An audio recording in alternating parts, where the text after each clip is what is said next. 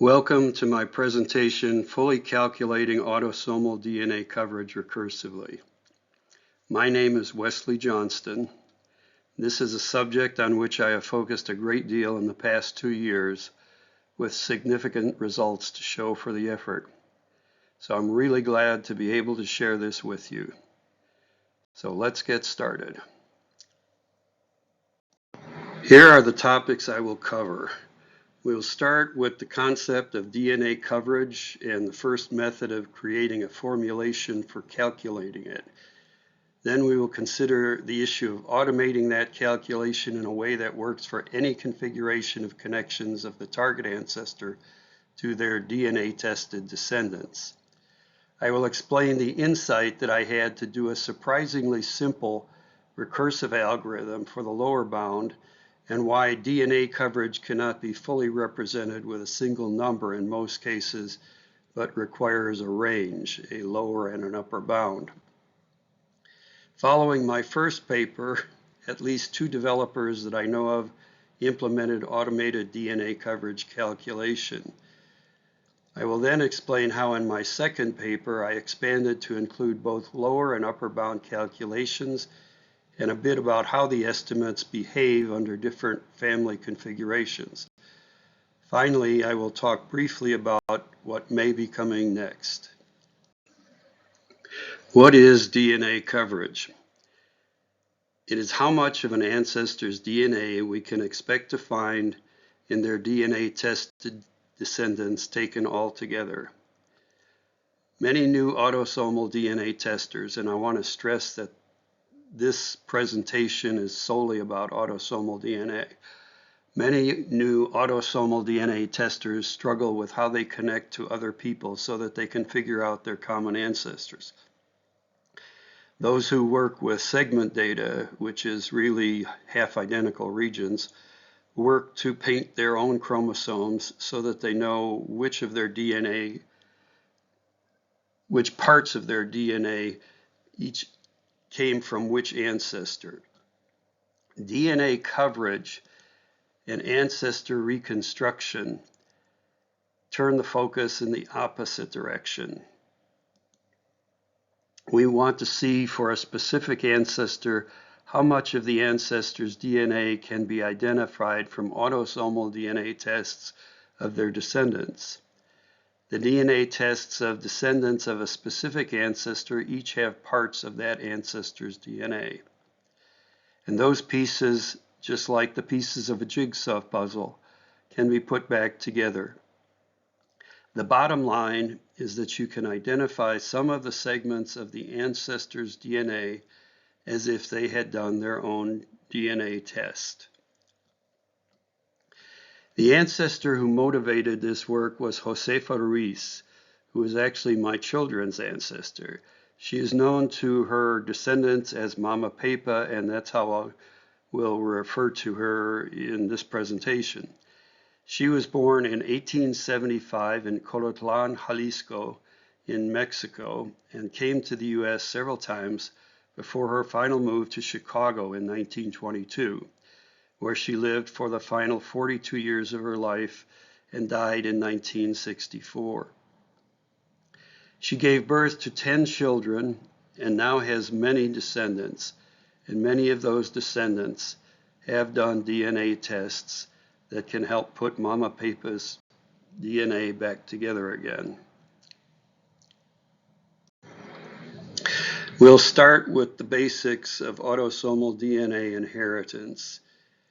The amount of each of your parents' DNA you inherited was exactly 50%. You have one chromosome from each parent in your chromosome pairs.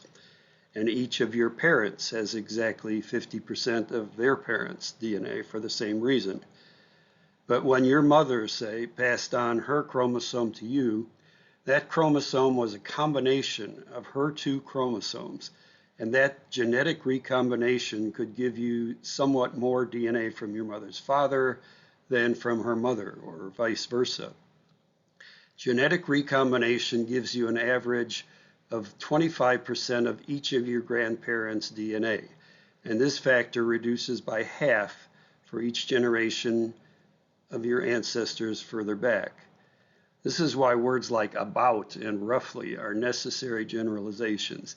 The calculations I will discuss in this presentation are all based on the general case of 50% halving with each generation. But the reality is that can be slight variations, and as more generations are included, those slight variations can accumulate into larger variations. So keep in mind that all the numbers I will be showing are estimates based on the average generic case of 50%. Take the simplest case of a specific parent and their children. Each child inherited exactly 50% of their DNA from that parent. But unless they were identical twins, they did not all inherit the same DNA from that parent. This is a key point. Each child inherited some of the parent's DNA that the other children did not inherit. And they also inherited DNA that the other children did inherit and that they share. So DNA coverage and ancestry reconstruction seek to put all the pieces back together. Let's look at how this applies in the case of Mama Pepa. This is a greatly simplified example, but the principle behind it is how things work in a way that we can use to determine her DNA coverage. Here's a 16-piece jigsaw puzzle of Mama Pepa representing all of her DNA. We will see in the next few slides how her children's DNA tests could cover a large part of her DNA so that we can come close to what we would know if she had done a DNA test herself. If only one of her 10 children had done a DNA test, that child would have inherited half their DNA from Mama Pepa. So that child would also have half of Mama Pepa's DNA. In our simple 16-piece puzzle, half the pieces is 8 pieces, so this 50% coverage of Mama Pepa's DNA might look like this image. From this image, we have a fair notion of what she looked like. And the same is true with the DNA. We would see that this child has about half the matches that Mama Pepa would have had if she herself had done a DNA test. But what happens if two of her children do DNA tests? Each inherits 8 pieces of the puzzle, but unless they were identical twins, each child inherited some of Mama Pepa's DNA that the other did not, and they both inherited some DNA that the other child did inherit. The result is that the two children would cover about 75% of Mama Pepa's DNA, about 12 pieces in the jigsaw puzzle. This gives us a much better idea of what she looked like in the image. And with the DNA, we now will have matches with about 75% of the people who Mama Pepa would have matched if she herself had done a DNA test. Things are looking better. With 3 children, each again inherits half of her DNA, each child with 8 pieces of the puzzle, and some of those pieces will be unique to each child, not shared with the other children. The result is that the 3 children cover 87.5% of Mama Pepa's DNA, about 14 pieces of the jigsaw puzzle. This gives us a very good idea of what she looked like and also matches about 87.5% of the DNA testers who Mama Pepa would have matched if she had done a DNA test herself. More tested children will increase the coverage, but it will never reach 100%. Nevertheless, with only 8 tested children, we would have 99.61% coverage, which is very near 100%. The reality is that for Mama Pepa, none of her children did DNA tests, and all of her children are now gone, so that they cannot test. So we are faced with calculating Mama Pepa's DNA coverage by using the DNA tests of her grandchildren or later DNA tested generations. How do we calculate her DNA coverage for any configuration of her DNA tested descendants?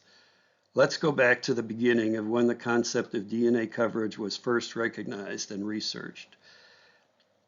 About 5 years ago, 3 researchers independently began working in this area. The concept had no name at that time. It was Paul Woodbury, of Legacy Tree Genealogist, who coined the term DNA coverage. And it was also Paul Woodbury who first posted mathematical formulas to calculate DNA coverage of a child from their parents, and then of more complex scenarios of DNA tested descendants. The problem with the method that Paul Woodbury developed was that every scenario or configuration of DNA tested descendants required figuring out its own formula unique to that scenario.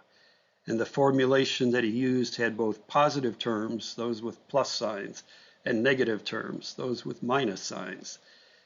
In order to automate the process so that a computer program could calculate the DNA coverage of an ancestor from any configuration of their DNA tested descendants, we needed a formula that was additive, one in which you simply added the pieces together and had no negative terms.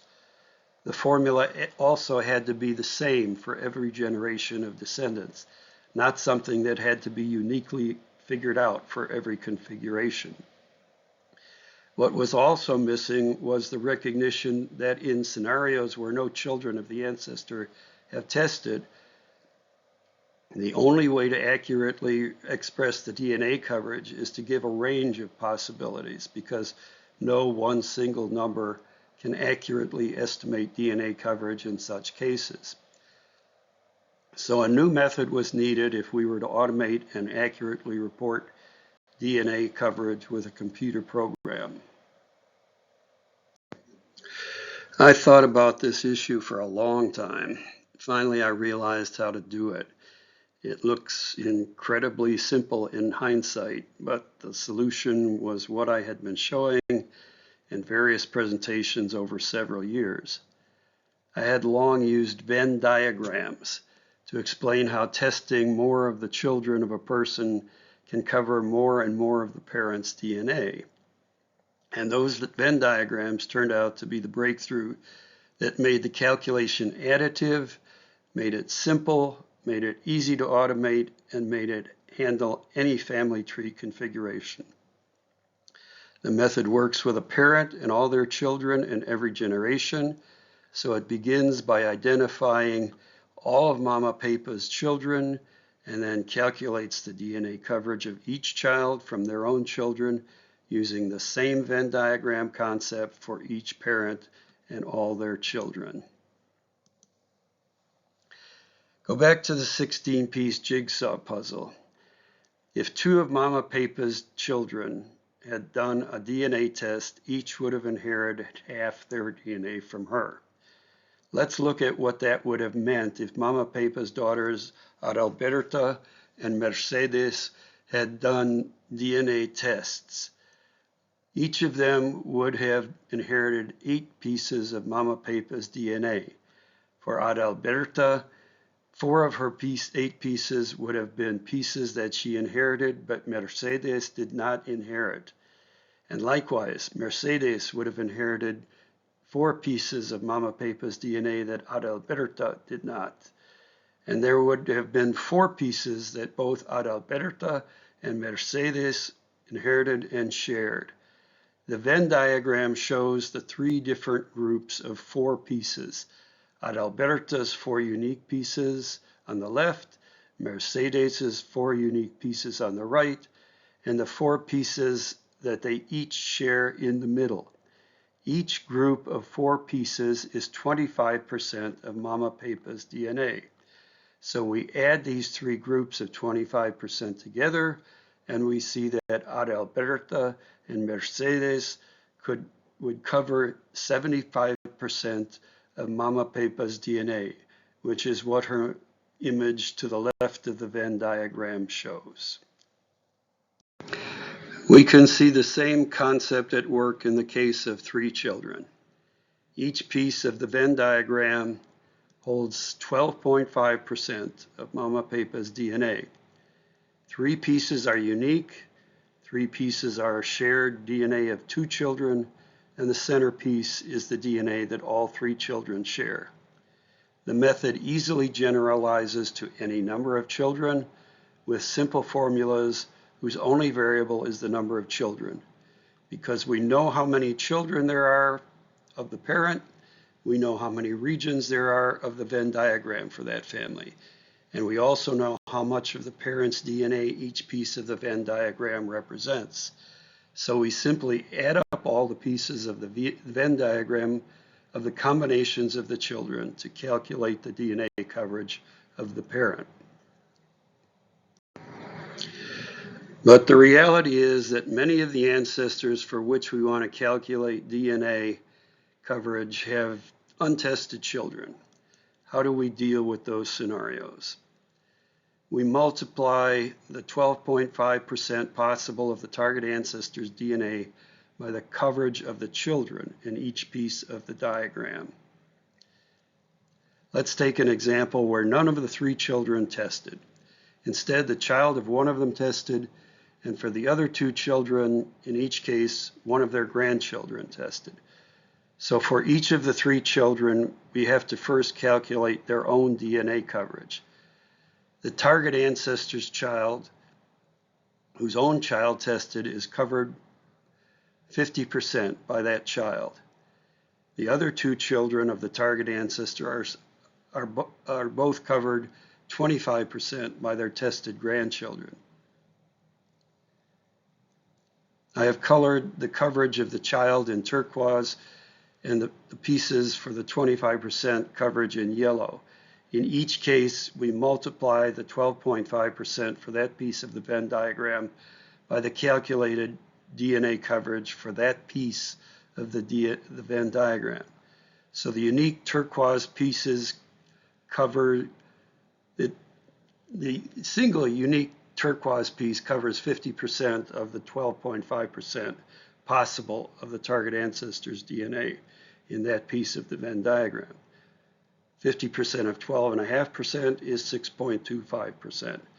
And the unique yellow pieces each provide 3.125% of the target ancestor's DNA. Since we are calculating the lower bound, the Venn diagram pieces with shared DNA can provide at most the maximum of the coverage of the children represented in that piece. In all pieces of the tested grandchildren, the turquoise pieces, that child's 50% coverage is more than the 25% coverage of the children whose grandchildren tested. So each of those pieces provides 50% of the 12.5% possible, thus 6.25%. The yellow shared piece has 25% from each tested grandchild, but that DNA is the same shared DNA, and thus 25% of the 12.5% of that piece of the Venn diagram, or 3.125%. So the 4 turquoise pieces each provide 6.25% of the target ancestor's DNA, and the 3 yellow pieces each provide 3.125%.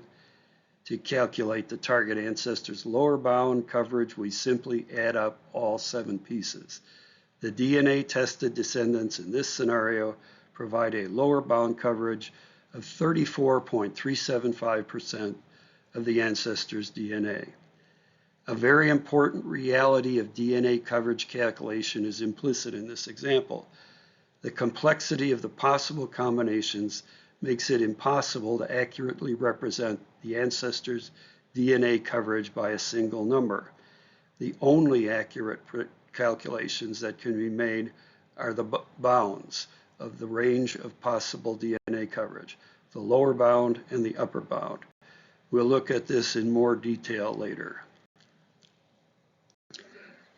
The key insight for how to deal with Venn diagram pieces with multiple children was the recognition that the child with the highest DNA coverage is the only one that matters for the lower bound.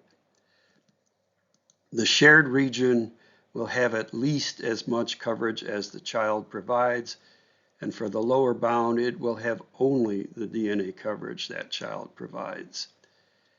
Every generation works the same way. We start with the first DNA tested descendant of the target ancestor and calculate what percent of that child's parent the child's test covers. And we propagate that back up every generation back to the target ancestor. This came suddenly as clarity one Saturday morning, and I spent the entire day writing down the details of the solution. I represented the Venn diagram for each iteration, each family, as a two-dimensional table, where each row of the table was a piece of the Venn diagram. I used a separate one-dimensional array to capture the calculated lower bound DNA coverage of all the children in that family. Once I had completed a first draft, I sent it to all those with an interest in it. Dr. David Stump, creator of Graphs for Genealogists software, raised the first questions. Paul Woodbury, who had coined the term DNA coverage, raised more questions. These led to considerable work in which I added several appendices to address specific topics, such as the reality of ranges and how the algorithm handles pedigree collapse, among others.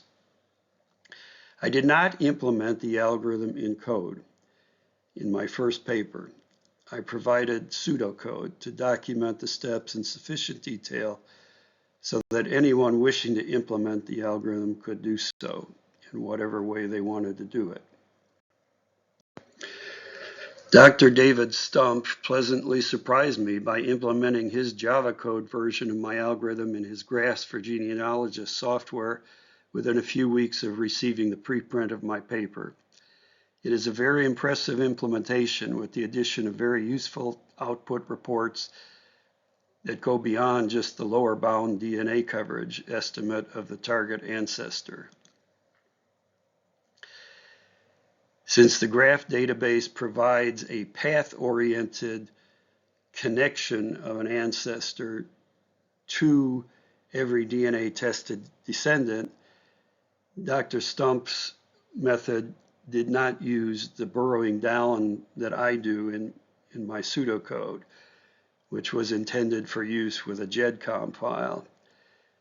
But it still works the same way in the calculation phase, where he builds from the bottom up to calculate the ancestor's DNA coverage. Johnny Pearl's graphical user interface on his DNA Painter website for the WADO, What Are the Odds tool, which is based on work done by Leah Pearl Larkin, was a natural fit for defining the input to a DNA coverage estimator. Paul Woodbury and Leah Pearl Larkin and I, and probably a lot of others, had advocated for Johnny Pearl to implement DNA coverage estimation. By sending out my paper to all the key interested people, including Johnny Pearl, the resulting discussions made clear that there was a strong interest in implementing a DNA coverage estimator.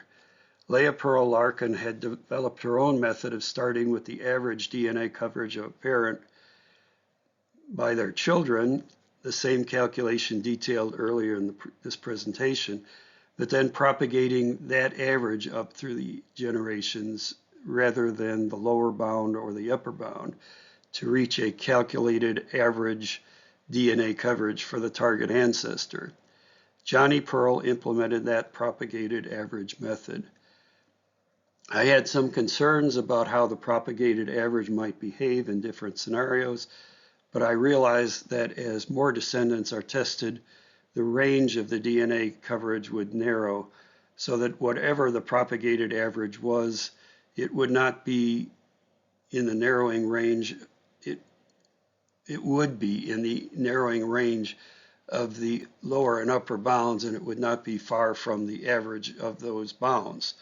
So it would still be a very usable estimate.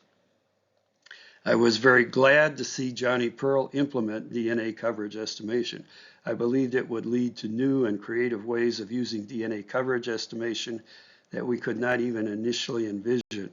and I am pleased to see that it is now happening. Paul Woodbury's Spring 2023 Legacy Webinars presentation on DNA coverage is an excellent presentation of just such new and creative ways. Let's look a bit more at this issue of ranges instead of a single number. It turns out that understanding the range of DNA coverage for someone is very much akin to the hurricane forecast maps we see every year. There are two types of maps. The spaghetti model is a collection and ensemble of different predictive models. The DNA painter propagated average is like one of the lines in a spaghetti model. The forecast cone map eliminates the individual models and shows the bounds, the limits of where the collected models predict the hurricane will go. The DNA coverage works the same way. The forecast cone is like the lower and upper bounds of the range of DNA coverage. As with all models, the better the data that goes into the model, then the better the results that come out of it. For hurricane forecasting, as the hurricane approaches closer each day, it also narrows down the predictions of where it will make landfall. A prediction 5 days out is not as good as one that is 2 days out.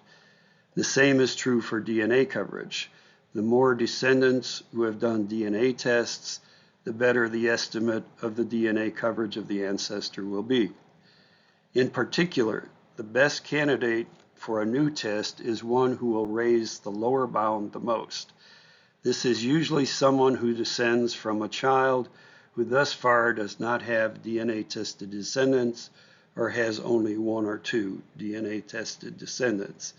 We want to increase the coverage of that particular child, and so one of their descendants will add to that coverage. But the world still needed a computer program to calculate the full range of DNA coverage, not just the lower bound, but also the upper bound. So I wrote my second paper for the Journal of Genetic Genealogy.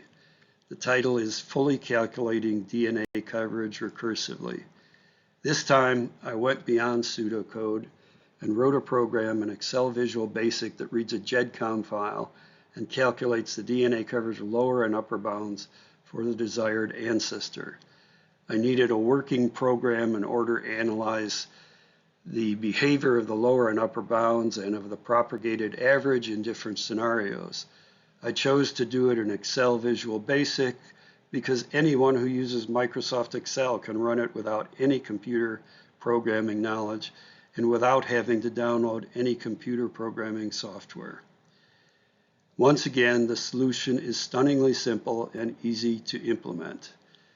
Links to both of my papers are in the handout.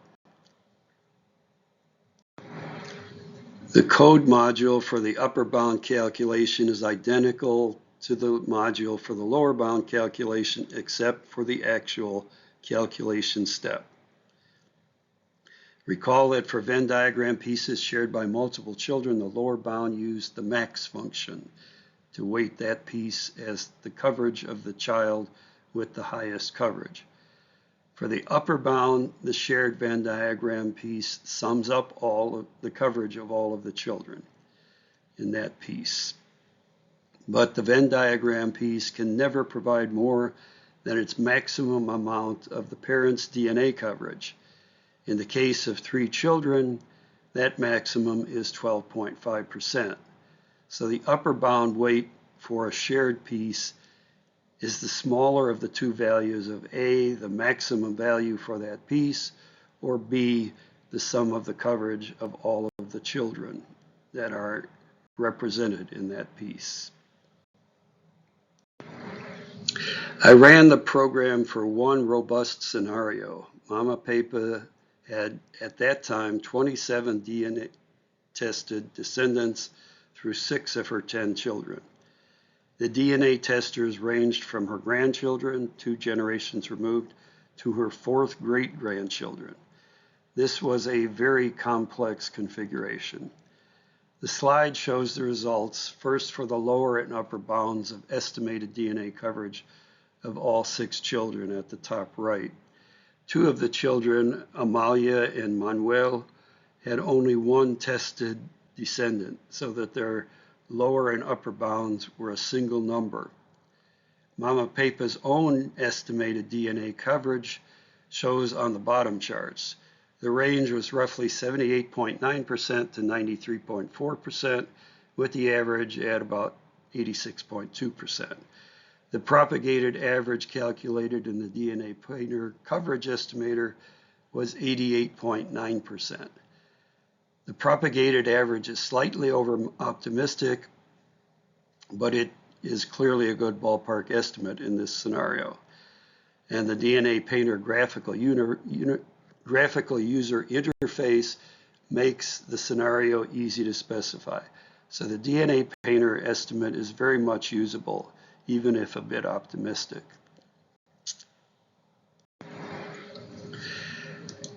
There are, however, scenarios in which the DNA Painter propagated average is increasingly overly optimistic. When only grandchildren of an ancestor have tested, the propagated average and the actual average are close for up to 5 children, but the propagated average approaches the upper bound, the most optimistic estimate of all, as the number of grandchildren increases. The expectation might be that having more tested descendants makes the DNA Painter propagated average more accurate, but the reality is that it makes it more erroneous in this scenario. The DNA Painter coverage estimator is certainly worth using as long as you keep in mind that it is overly optimistic. It is most reliable in cases with 5 or less children, and in cases where there are more children, it is still a good ballpark estimate if there are enough testers to cover the children well enough. The intuitive leap is that situations in which a child's own coverage approaches 100% make the situation approximate the child having a DNA test. That is, if you can combine enough of that child's descendants so that that child's coverage approaches 100%, it's almost the same as if that child had done their own DNA test, which makes it a lot more powerful contribution to the calculation of the coverage of the target ancestor. So what next? I am the historian for the U.S. 7th Armored Division Association, which was my father's division in World War II. In that role, I have worked on 2 cases where soldiers buried as unknown have now been identified, and there are several more cases in the works.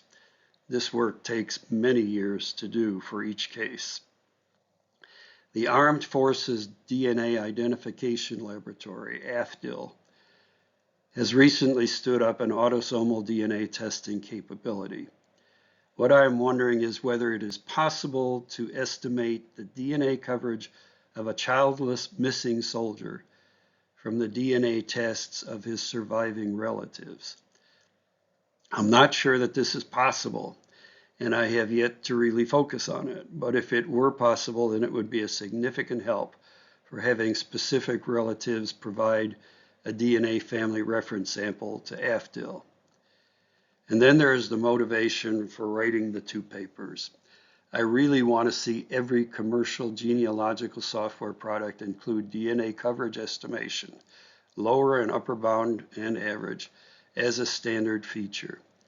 I sent an advance copy of my 2nd paper to Jeff Rasmussen of Legacy Family Tree, who forwarded it to the Legacy Family Tree developers. And it does look like they will implement it, although there is no time frame for when that will happen yet. I chose Legacy because they have hosted 2 webinars by Paul Woodbury about DNA coverage estimation, and I thought that it's past time for them to provide the feature and not just have someone talk about it. and they seem to agree. I want to finish with a warning. I did mention some of this at the start, but I want to make it very explicit. Estimates are estimates. While DNA coverage estimation is mathematically precise, it rests on an imprecise basis, the assumption that each DNA coverage reduces by exactly half with each added generation. In my second paper, I devoted an entire appendix to detailing some of the reasons why the DNA coverage estimates have to be kept in mind as estimates only, and why doing an actual ancestor DNA reconstruction, such as Borland genetics enables, will almost certainly result in less than it will result in more DNA coverage. So I strongly urge those who want to utilize DNA coverage estimation to read and heed that appendix and not treat DNA coverage estimates as gospel truth. So here's where we have been in this presentation. We know the concept of DNA coverage and that the first methods of calculating it were manually derived formulas that had negative terms and could not be automated. We solved the issue of automating that calculation in a way that works for any configuration of connections of the target ancestor to their DNA tested descendants. We saw how I presented the pseudocode for the lower bound in my first paper, which also explained why DNA coverage cannot be fully represented with a single number in most cases, but requires a range. We saw how 2 automated DNA coverage calculations were implemented in Graphs for Genealogists and in DNA Painter. We then saw how in my second paper I expanded to include both lower and upper bound calculations and explored how the estimates behave under different family configurations. And that is my presentation. So now it's time for your questions. My contact information is here on the slide.